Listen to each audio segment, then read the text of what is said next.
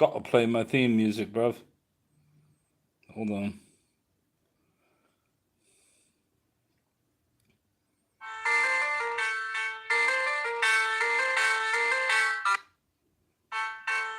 Act like nothing ever happened.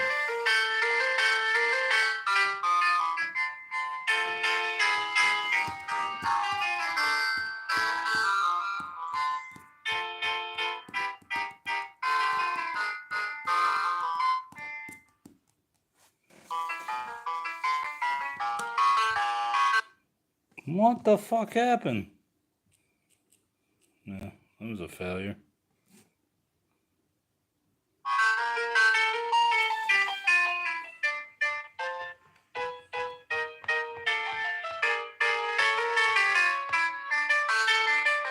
Look at this fucking monstrosity.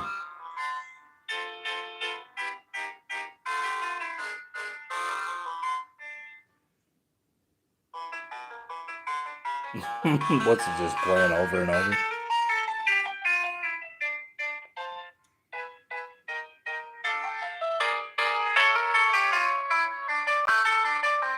I don't know why the camera stopped working.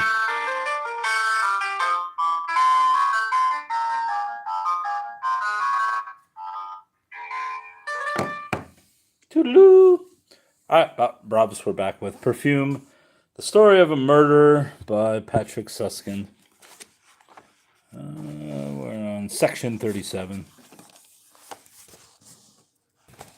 Let's use this fucking phone. Oh, whoa, we lost our spot. We gotta go to section 37. There we go. 37. In April, they macerated broom and orange blossoms.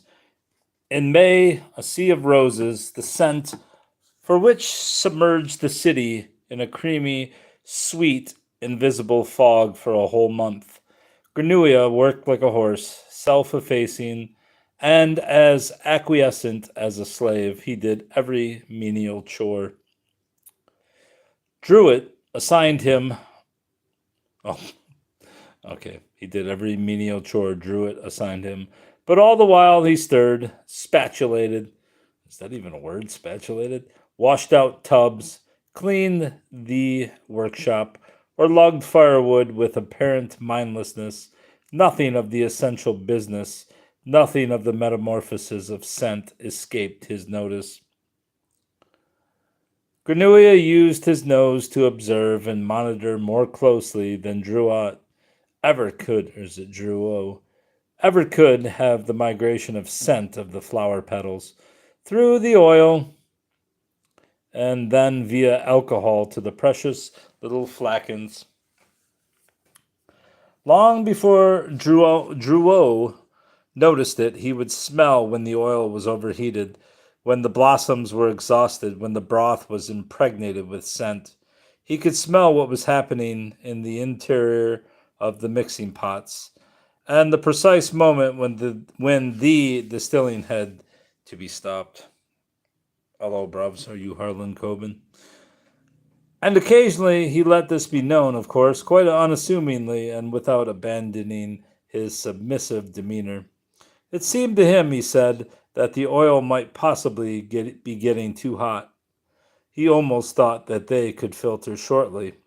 He somehow had the feeling that the alcohol in the alembic had evaporated now, and in time Drouot, who was not fabulously intelligent, but not a complete idiot either, came to realize that his decisions turned out for the best when he did, or ordered to be done, whatever Granouilla almost thought or somehow had a feeling about.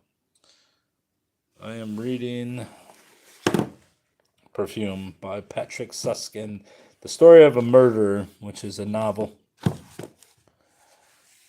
And since Granouilla was never cocky or know-it-all, when he said what he thought of or felt, and because he never, particularly never, in the presence of Madame Arnolfi, cast Drouot's authority and superior position of first journeyman in doubt, not even ironically, Drouot saw no reason not to follow Granouilla's advice, or as time went on, not to leave more and more decisions entirely in his discretion.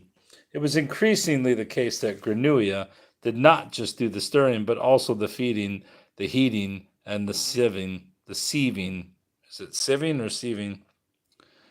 While Drouot stepped round to the Quatre Dauphins for a glass of wine, or went upstairs to check out how things were doing with Madame. He knew that he could depend on Granua, and although it meant twice the work, Granua enjoyed being alone, perfecting himself in these new arts and trying an occasional experiment. And with malicious delight, he discovered that the pomades he made were incomparably finer, that his essence absolue was several percent purer than those that he produced together with Drouot. Jasmine season began at the end of July. August was for tuberoses. The perfume of these two flowers was both so exquisite and so fragile that not only did the blossoms have to be picked before sunrise, but they also demanded the most gentle and special handling. Warmth diminished their scent. Suddenly, to plunge them into hot, macerating oil would have completely destroyed it. The souls of these noblest of blossoms could not be simply ripped from them.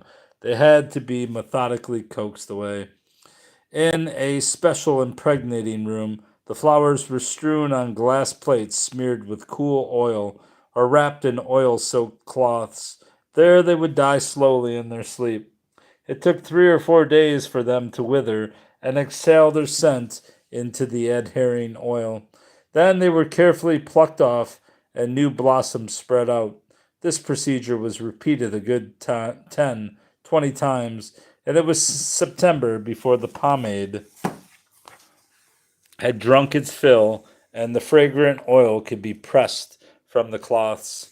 The yield was considerably less than with maceration, but in purity and verisimilitude, the quality of the jasmine paste or the bouille. What does that say? Huile? Is that a B or an H? Huile antique de tuberose, won by such a cold enfleurage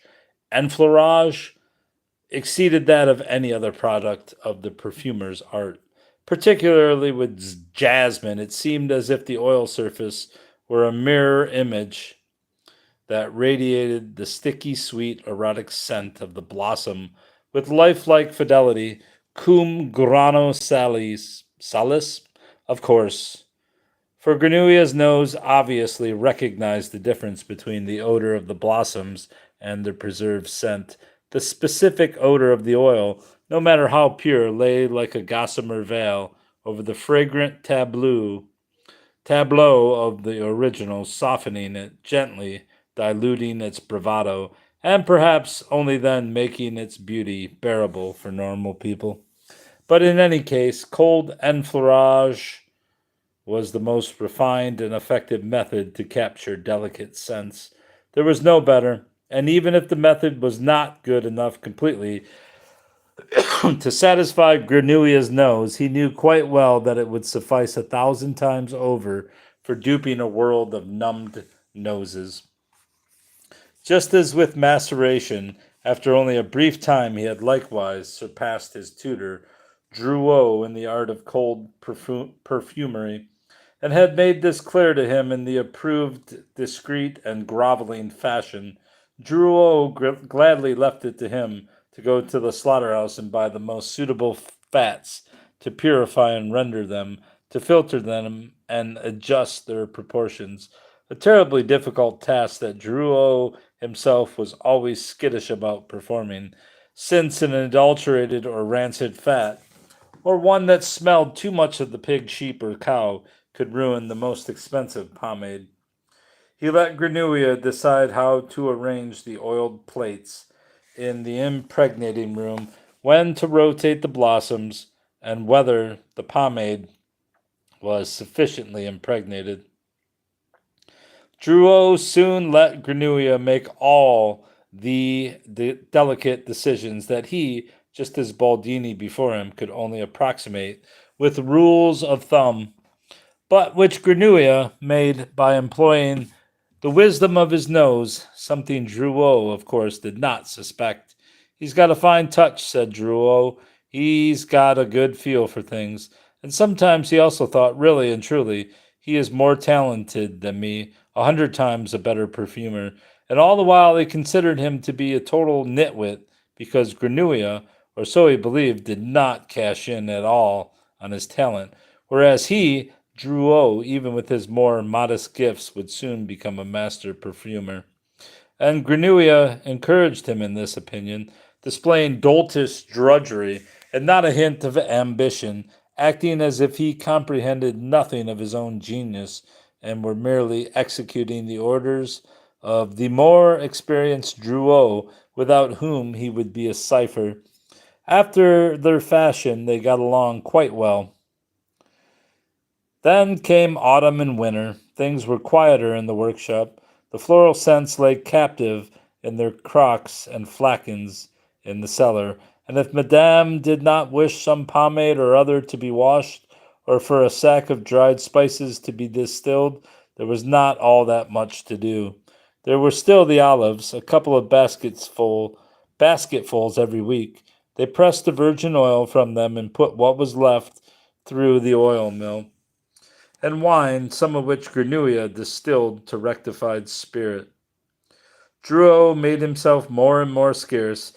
He did his duty in Madame's bed, and when he did appear, stinking of sweat and semen, it was only to head off at once for the Quatre Dauphins, Dauphins.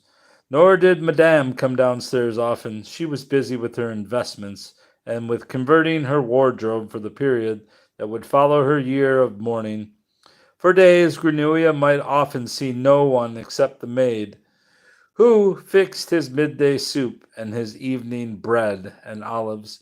He hardly went out at all. He took part in corporate life, in the regular meetings and processions of the journeymen, only just enough as to be conspicuous neither by his absence nor by his presence.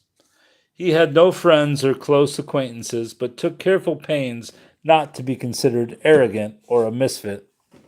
He left it to the other journeymen to find his society dull and unprofitable. He was a master in the art of spreading boredom and playing the clumsy fool, though never so egregiously that people might enjoy making fun of him, or use him as the butt of some crude practical joke inside the guild. He succeeded in being considered totally uninteresting. People left him alone, and that was all he wanted.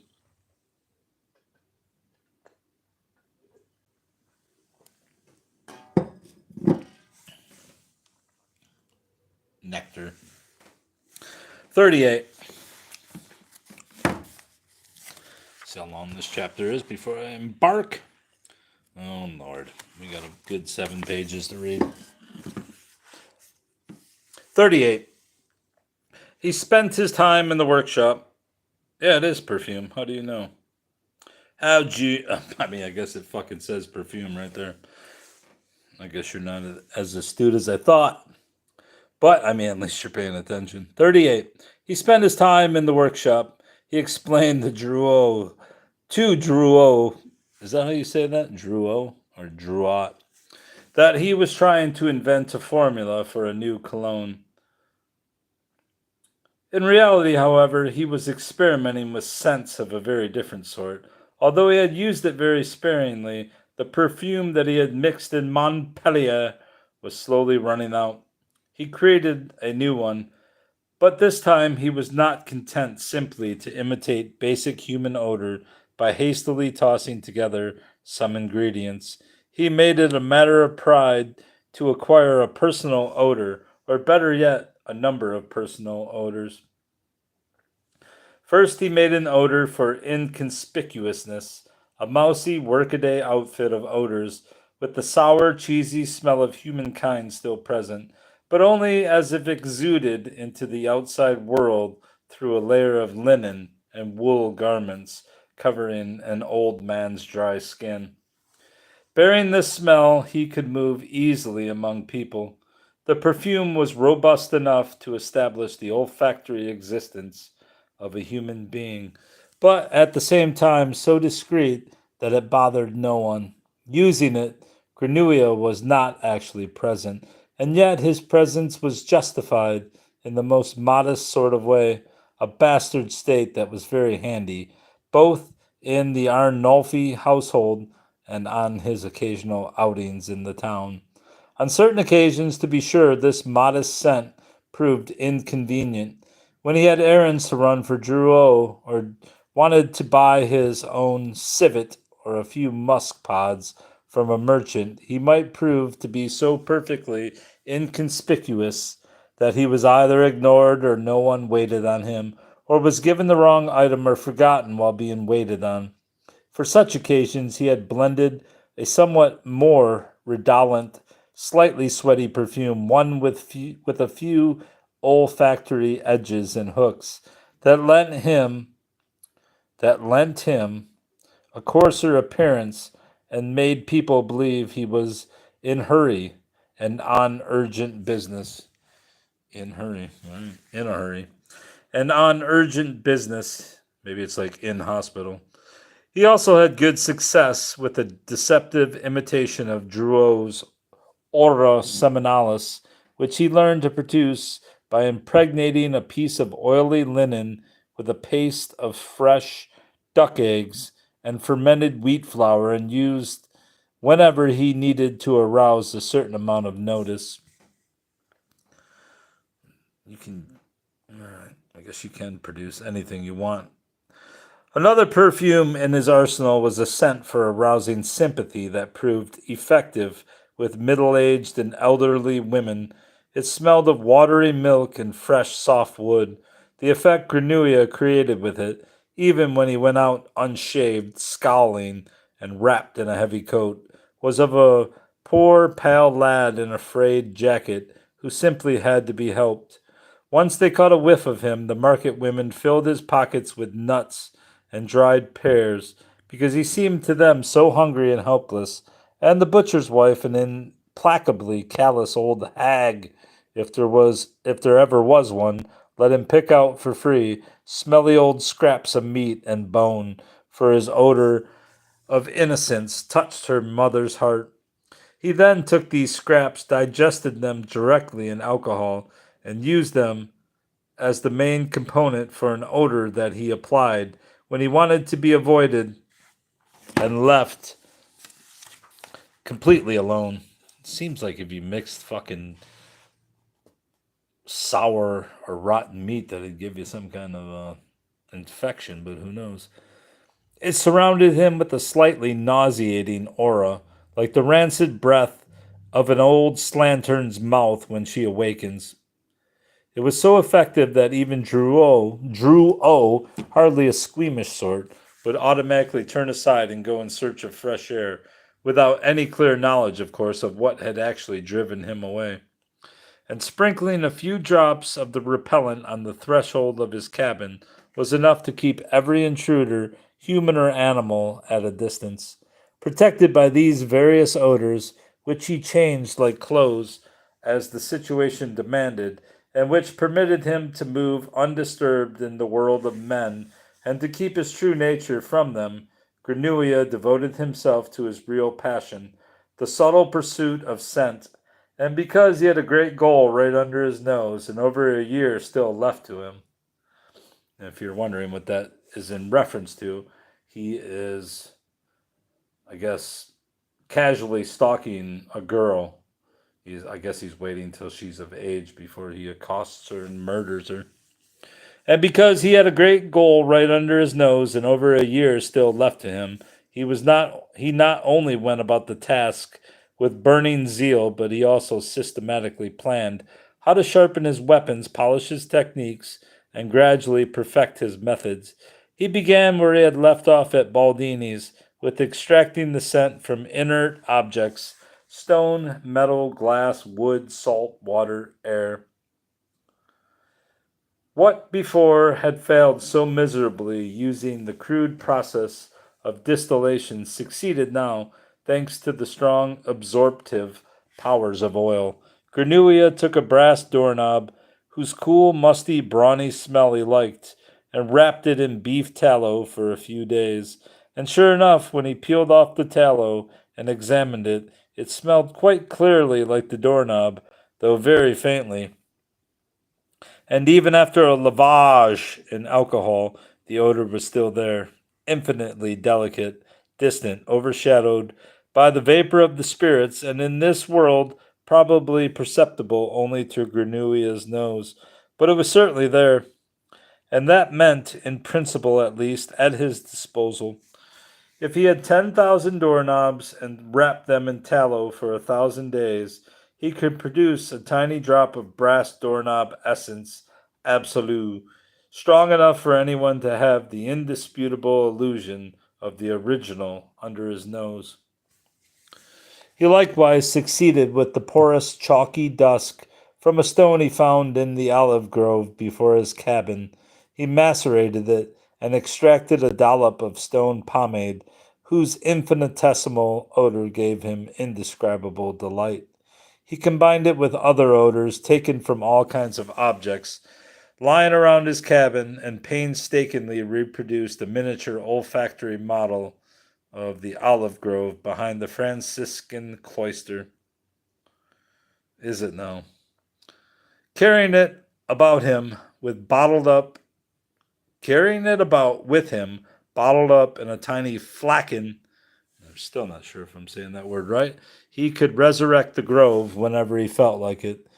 These were virtuoso odors, executed as wonderful little trifles that, of course, no one but he could admire or would ever take note of. He was enchanted by their meaningless perfection, and at no time in his life, either before or after, were there moments of such truly innocent happiness as in those days when he playfully and eagerly set about creating fragrant landscapes, still lifes, and studies of individual objects, for he soon moved on to living subjects. He hunted for winter flies, for maggots, rats, small cats, and drowned them in warm oil. At night he crept into stalls to drape cows, goats, and piglets for a few hours in cloths smeared with oil or to wrap them in greasy bandages. Or he sneaked into sheepfolds and stealthily sheared a lamb and then washed the redolent wool in rectified spirit.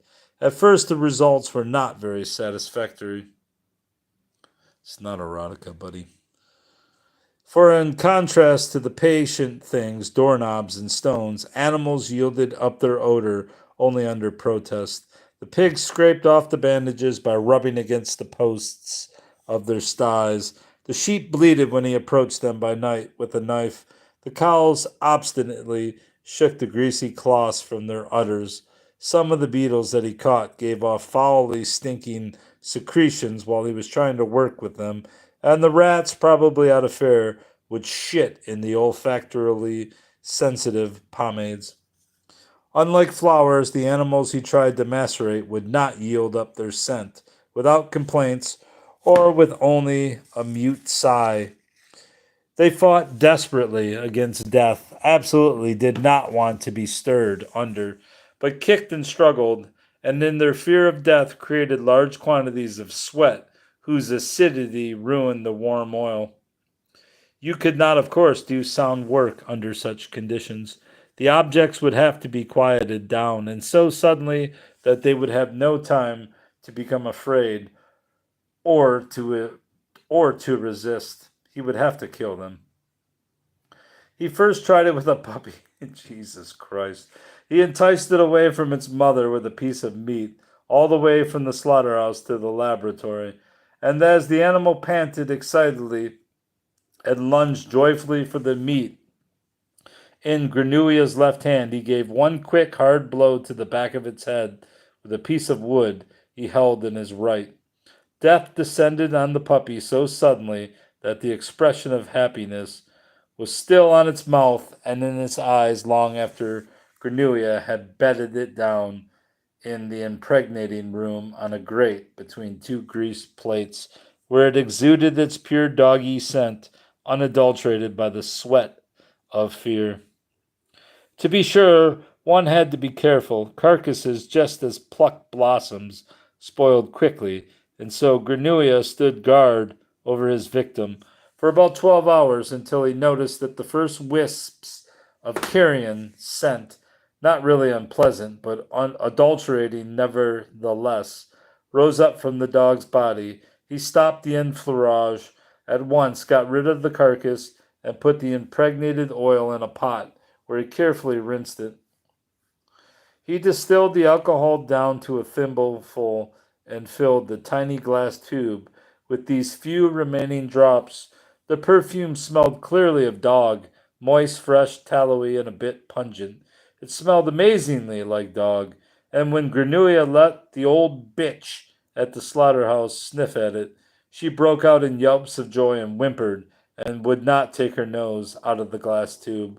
Granua closed it up tight and put it in his pocket and bore it with him for a long time as a souvenir of his day of triumph.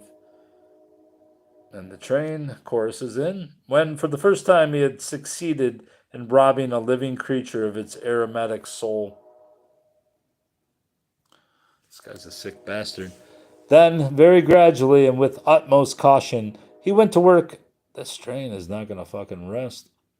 He went to work on human beings. At first, he stalked them from a safe distance with a wide meshed net, for he was less concerned with bagging large game than with testing his hunting methods. Disguised by his faint perfume for inconspicuousness, he mingled with the evening's guests at the Quatre Dauphins. How the hell do you say that? Dolphins? Dolphins? In and stuck tiny scraps of cloth drenched in oil and grease under the benches and tables and in hidden nooks. A few days later, he collected them and put them to the test. And indeed, along with all sorts of kitchen odors, tobacco smoke, and wine smells, they exhaled a little human odor.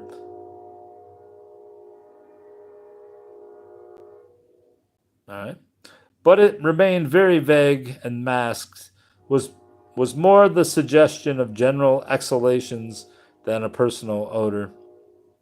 A similar mass aura, though purer and more sublimely sweaty, this fucking train, could be gleaned from the cathedral,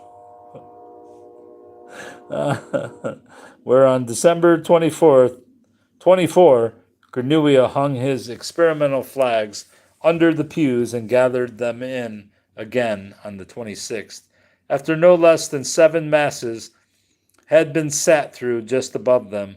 A ghastly conglomerate of odor was reproduced on the impregnated swatches, and sweat, menstrual blood, moist hollows of knees and clenched hands mixed with the exhaled breath of thousands of hymn singing and Ave Maria mumbling throats and the oppressive fumes of incense and myrrh. A horrible concentration of nebulous, amorphous, nauseating odors, and yet unmistakably human.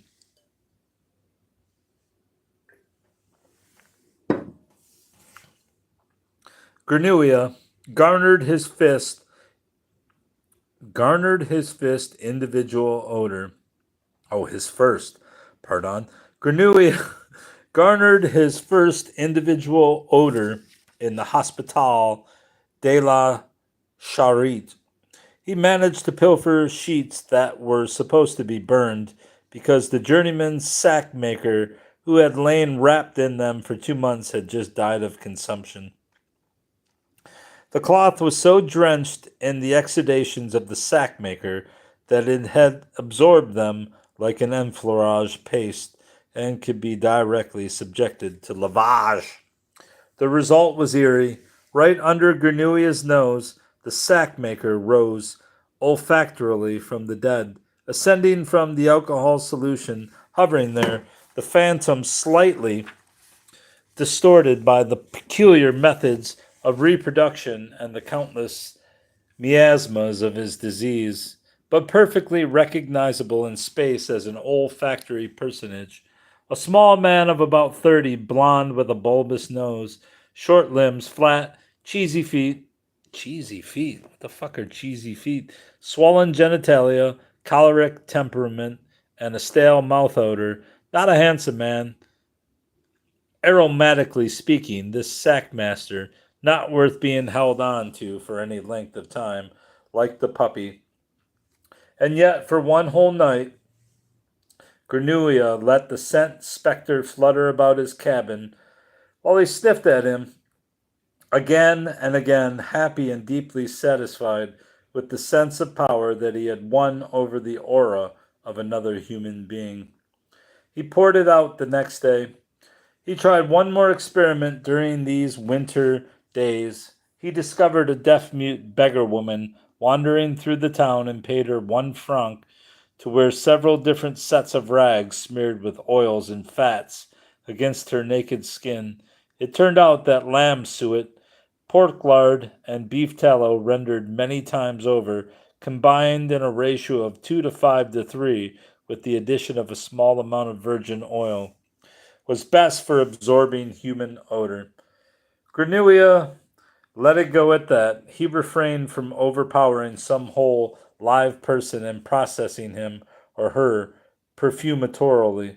That sort of thing would have meant risks and would have resulted in no new knowledge.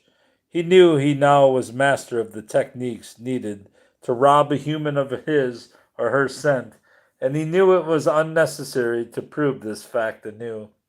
Indeed, human odor was of no importance to him whatever.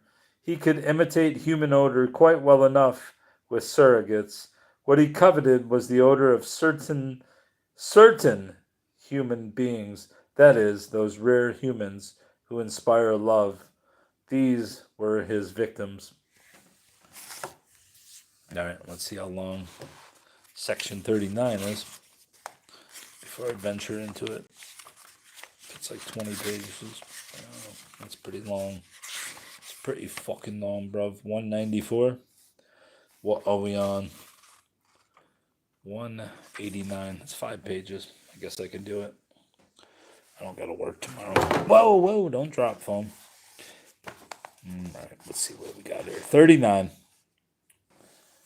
In January, the widow Arnolfi married her first journeyman, Dominique Drouot, who was thus promoted to a maitre gantier at Perfumier. There was a great banquet for the guild masters, and a more modest one for the journeyman. Madame brought a new mattress for her bed, which she now shared officially with Drouot, and took her gay finery from the armoire. Otherwise, everything remained as it was. She retained the fine old name of Arnolfi, and retained her fortune for herself, as well as the management of the finances and the keys to the cellar. Drouot fulfilled his sexual duties daily, and refreshed himself afterwards with wine, and although he was now the one and only journeyman, Granua took care of most of the work at hand, in return for the same small salary, frugal board, and cramped quarters. The year began with the yellow flood of cassius, then hyacinths, violet petals, and narcotic narcissus. One Sunday in March, it was about a year now since his arrival in Grasse, Granua set out to see how things stood in the garden behind the wall at the other end of town. He was ready for the scent this time, knew more or less exactly what awaited him, and nevertheless, as he caught a whiff of it at the Porte Neuve, no more than halfway to the spot beside the wall, his heart beat more loudly, and he felt the blood in his veins tingle with pleasure. She was still there, the incomparably beautiful flower. She had survived the winter unblemished. Her sap was running. She was growing, expanding, driving forth the most exquisite ranks of buds. Her scent had grown stronger, just as he had expected. Without losing any of its delicacy. What a year before had been sprinkled and dappled about was now blended into a faint, smooth stream of scent that shimmered with 1,000 colors, and yet bound each color to it and did not break. And this stream Granulia recognized blissfully was fed by a spring that grew ever fuller. Another year, just one more year, just 12 months more, and that spring would gush over, and he could come to cap it and imprison the wild flow of its scent. He walked along the wall to the spot behind which he knew the garden was located. Although the girl was apparently not in the garden, but in the house, in her room behind closed windows, her scent floated down to him like a steady, gentle breeze. Cornelia stood quite still. He was not intoxicated or dizzy, as he had been the first time he had smelled it. He was filled with the happiness of a lover who has heard or seen his darling from afar and knows that he will bring her home within the year. It was really true. Granuia, the solitary tick, the abomination, Granuia the monster, who had never felt love and would never be able to inspire it, stood there beside the city wall of Grasse on that day in March, and loved and was profoundly happy in his love. True, he did not love another human being, certainly not the girl who lived in the house beyond the wall. He loved her scent, that alone, nothing else, and only inasmuch as it would one day be his alone. He would bring it home within the year. He swore it by his very life, and after this strange oath or betrothal, this promise of loyalty given to himself and to his future scent, he left the place light of heart and returned to town through the Port du Cours. I don't know how to say that. That night, as he lay in his cabin, he conjured up the memory of the scent. He could not resist the temptation and immersed himself in it, caressed it, and let it caress him.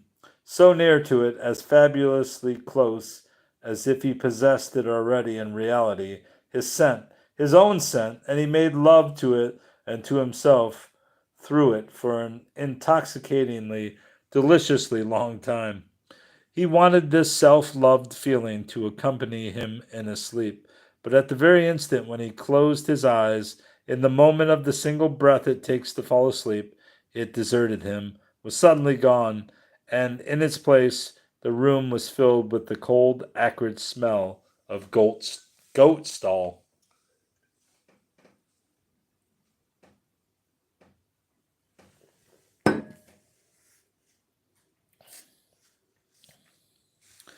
Granulia was terrified. What happens, he thought, if the scent, once I possess it, what happens if it runs out? It's not the same as it is in your memory, where all scents are indestructible. The real thing gets used up in this world. It's transient, and by the time it has been used up, the source I took it from will no longer exist, and I will be as naked as before and will have to get along with surrogates, just like before. No, it will be even worse than before, for in the meantime I will have known it and possessed it, my own splendid scent, and I will not be able to forget it, because I never forget a scent. And for the rest of my life I will feed on it in my memory, just as I was feeding right now from the premonition of what I will possess. What do I need it for at all? This was a most unpleasant thought for Granuia. It frightened him beyond measure to think that once he did possess the scent that he did not yet possess, he must inevitably lose it. How long could he keep it? A few days, a few weeks, perhaps a whole month if he perfumed himself very sparingly with it. And then he saw himself shaking the last drops from the bottle, rinsing the flagon with alcohol so that the little bit would not be lost. And then he smelled how his beloved's scent would vanish in the air, irrevocably forever. It would be like a long, slow death, a kind of suffocation in reverse, an agonizing, gradual self evaporation into the wretched world. He felt chilled. He was overcome with a desire to abandon his plans, to walk out into the night and disappear. He would wander across the snow covered mountains, not pausing to rest, hundreds of miles into the Auvergne. I don't know how to say that. and there creep into his old cave and fall asleep and die. But he did not do it. He sat there and did not yield to his desire, although it was strong. He did not yield because that desire was an old one of his to run away and hide in a cave. He knew about that already. What he did not yet know was what it was like to possess a human scent as splendid as the scent of the girl behind the wall. And even knowing that to possess that scent, he must pay the terrible price of losing it again. The very possession and the loss seemed to him more desirable than a prosaic renunciation of both. For he had renounced things all his life, but never once had he possessed and lost. Gradually, the doubts receded, and with them the chill.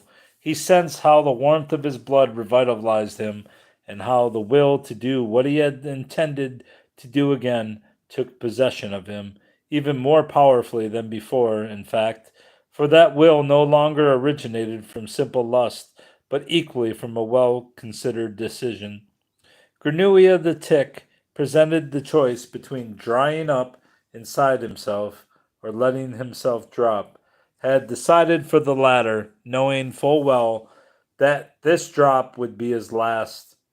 He lay back on his makeshift bed, cozy in his straw, cozy under his blanket, and thought himself very heroic. Granua would not have been Granua, however, if he had long been content with a fatalist's heroic feelings. His will to survive and conquer was too tough, his nature too cunning, his spirit too crafty for that.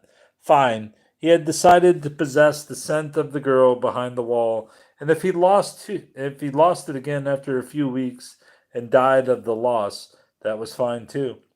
But better yet would be not to die and still possess the scent, or at least to delay its loss as long as humanly possible. One simply had to preserve it better. One must subdue its evanescence without robbing it of its character. A problem of the perfumer's art. There are scents that linger for decades. A cupboard rubbed with musk, a piece of leather drenched with cinnamon oil, a glob of ambergris, a cedar chest. They all possess virtually eternal olfactory life, while other things, lime oil, bergamot, jonquil, and tuberose extracts, and many floral scents, evaporate within a few hours if they are exposed to the air in a pure, unbound form. The perfumer counteracts this fatal circumstance by binding scents that are too volatile, by putting them in chains, so to speak, taming their urge for freedom, though his art consists of leaving enough slack in the chains for the odor seemingly to preserve its freedom, even when it is tied so deftly that it cannot flee. Granua had once succeeded in performing this feat perfectly with some tuberose oil, whose ephemeral scent he had chained with tiny quantities of civet, vanilla, labd, labdamin, labdanum, is that laudanum? And cypress. Only then did it truly come into its own. Why should not something similar be possible with the scent of this girl? Why should he have to waste this most precious and fragile of all scents in pure form? How crude, how extraordinarily unsophisticated. Did one leave diamonds uncut? Did one wear gold and nuggets around one's neck? Was he, Granua, a primitive pillager of scents like Drouot, or these other macerators, distillers, and blossom crushers? Or was he not, rather, the greatest perfumer in the world? He banged his fist against his brow to think he had not realized this before, but of course, this unique scent could not be used in a raw state. He must set it like the most precious gemstone. He must design a diadem of scent, and at its sublime acme, intertwined with the other scents and yet ruling over them, his scent would gleam. He would make a perfume using all the precepts of the art, and the scent of the girl behind the wall would be the very soul of it. As the adjuvants, as bass, tenor, and soprano, as zenith, and as fixative, musk. What the fucking fruit fly? Attar of roses or neroli were inappropriate, that was certain. For such a perfume, for a human perfume, he had need of other ingredients. And that's going to be it. I'm at the 45 Mo effin mark. How many pages are left? 194 to 255. Basically 60 pages. We done. Unless someone wants to pay me $10 million to continue reading. Pay me $10 million or I'm out of here. All right, that's all. Goodbye, bro.